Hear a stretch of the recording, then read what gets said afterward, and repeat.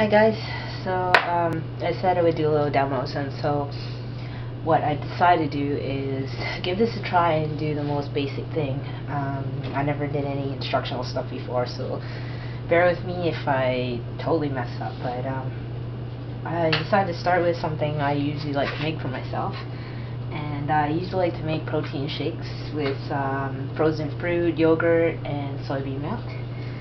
So you can use any soybean you want, anything in the particular brand, whatever you like. This is one I have at home because my family likes things without sugar in it, unsweetened, which is good because you want to because you already have, you know, the natural sugars in the fruit. So, and sometimes the proteins have a little sugar in it already, so the protein powder. So you don't really need too much sugar in all of your ingredients. And I use the plain yogurt, and I use like the Balkan style one because it's a little thicker, which is nice.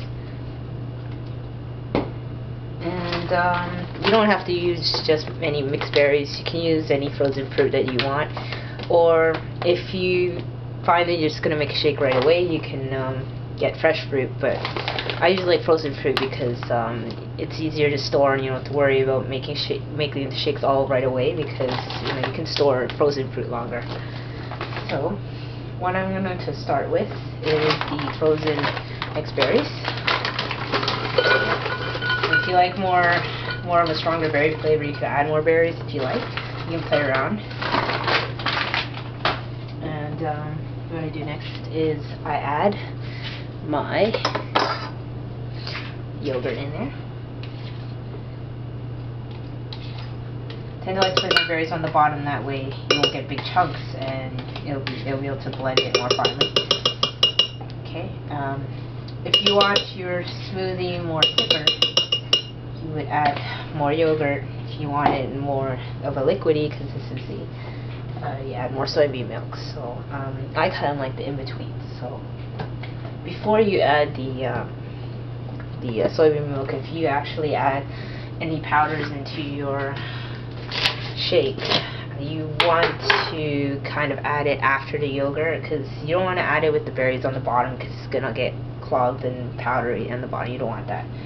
And having the powder on top will kind of sink in with the yogurt, and when you add soybean milk, it'll blend out nicely. So here, I use protein. You don't even have to use protein powder or anything like that. If you just want a regular fruit smoothie, you can do the same step, but just minus the powder. And you don't have to use soybean milk. If you're not a big fan, you can use regular milk if you like, or any other milk. So here I do. So I just make sure I kind of blend the powder a bit into the yogurt. And then I just kind of pour it up to here. Make sure you kind of leave this much space, because you don't want it to overflow, because you want to make sure that everything gets mixed in together. If you find that it's still a little thicky, then you can add more soybean milk or milk. So I'm going to blend this. It might be a little loud.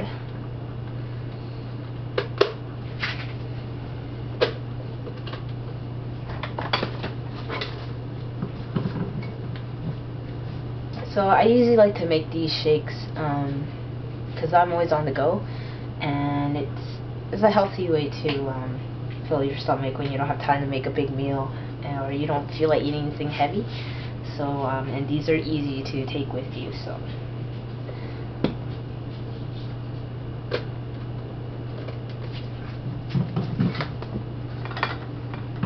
just gonna plug this in. Yep, it's working.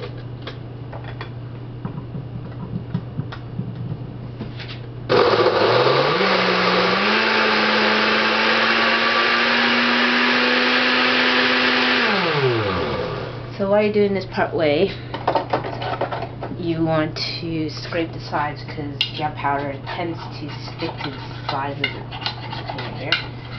So what I'm doing is just make sure that the powder all gets in there. You don't want chunks of powder. It will not taste that great. You want to make sure it's fully incorporated into your smoothie. Okay, and then after you do that, give it another whirl.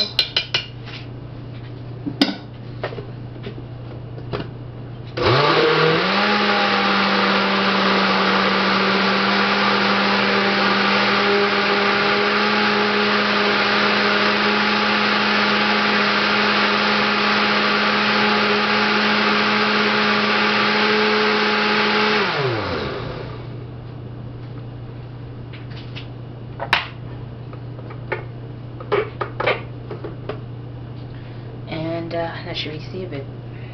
That's pretty much what it is. And I'm just going to fill my bottle up.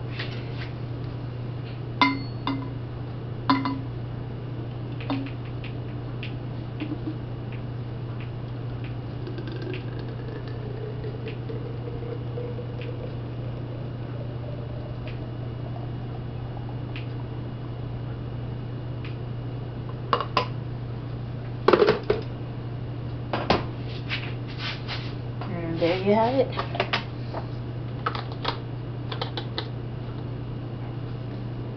You have your shake to go. I have I can store these up to 1 or 2 days, so I usually have 2 bottles to go in my fridge, so I can just grab them whenever I'm going anywhere. I don't have time to have a meal, so. And whatever's left over, a little snack.